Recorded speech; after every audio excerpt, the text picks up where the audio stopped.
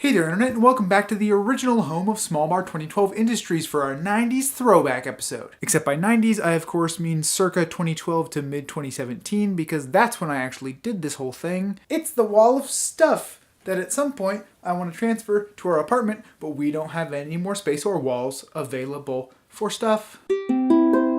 I'm here because my parents are out of town on vacation / visiting my brother and sister-in-law and their new little baby. And so Allie and I are responsible to come over here every once in a while, check on the dog, make sure the house is not burned down or anything like that. And I thought this would be a great opportunity to take advantage of being here in this space to, return to my old haunt that has not changed really in a lot of ways at all since Allie and I got married and moved into an apartment. Actually, really the only thing that has changed is now it's more full of stuff because we're kind of using this as a temporary storage facility because our 650 square foot apartment does not have any more space, as aforementioned. But as I'm sitting here in my childhood bedroom in which I spent, I think, approximately 20 years of my 25 years of existence, I'm struck by the disparity between the fact that I just finished filing my taxes and now I'm sitting here staring at a shelf full of Bionicles that I love deeply with my whole heart and regret the fact that they're not in my apartment where I can see them on a daily basis. It makes me kind of sad.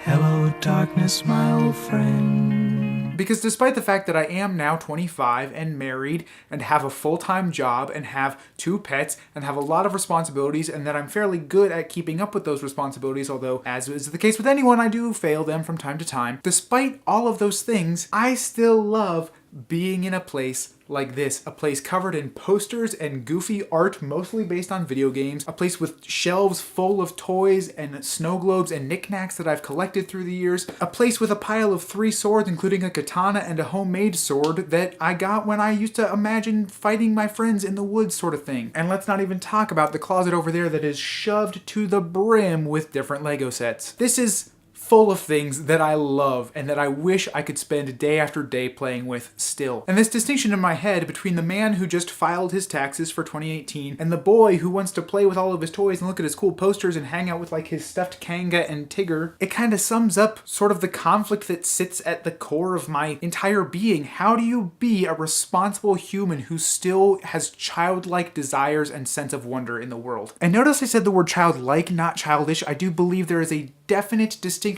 between those two. Childish is someone who acts like a child and clings to the things of childhood in such a way that they prevent him from functioning in everyday responsible existence. Childlike is someone who aspires to see the world through the innocent eyes of someone who hopes for the best and longs for something more and imagines what could possibly be and is not bogged down by the day-to-day drudgery of responsibilities. But that's hard sometimes because taxes are boring. A 40-hour plus per week job is kind of boring, even if it's something that I ostensibly love doing, i.e. making videos. It's hard to balance time between cooking yourself dinner and shopping for groceries and maybe watching an episode of Netflix here and there. And I feel like a lot of the things that I collected over the years that are now surrounding me right here are kind of going to waste. Which, if you're younger, this is a lesson for you that maybe think about how much money you put into things of entertainment, because you're going to reach a point in your life where you're not really able to appreciate them simply because you don't have time. If I could send myself a message 10 years ago, it would be that. You don't need to buy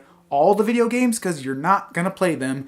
Just look at your Steam library. So I just wonder, in our world, what life would be like if more people were able to maintain that balance. If they were able to fulfill their function in society and in their familial relationships and in their friendship relationships. If they were able to satisfactorily fulfill those responsibilities, but also still have joy and imagination and hope and the pursuit of something grander. And I don't think those two are as opposite as people tend to think they are. Because when you think about a child's imagination, the sort of go-to is, man, they could pick up a stick and a string in the woods and have fun playing with it for hours. Well, a stick and a string are something that we look at on the surface and think, that's really boring, that's no fun. So why can't you bring that same sense of wonder and enjoyment to something boring like a job? Why can't you seek the delights in the things that you have to do because they are responsibilities, but they don't have to be seen through the lens of the grind? A job can be a chance to learn something new or to meet someone new or to go somewhere new. I used to get such a kick out of expanding my world map, which is driving places that I'd never gone before. And at some point, I forgot about that fact, even though as part of my job, I'm often driving to places I've never been before. Why can't I see it through that light? When I get to play around in the digital landscape of film editing and special effects and motion graphics that's, yes, in front of a computer, but not that much different from creating something with construction paper and markers and glue. It's certainly not very different from sitting in front of a computer and playing video games all day, other than the fact that I don't get a little plus mark every once in a while when I get an achievement or something. I guess what I'm trying to say is that today has made me realize that these are not two separate worlds, and that they have a lot more in common than I always think they do. It's not that I'm both an adult and some sort of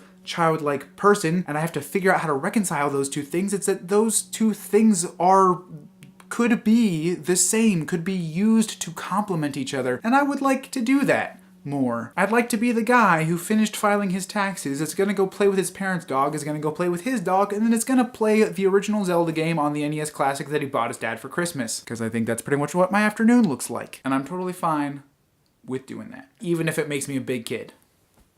Deuces.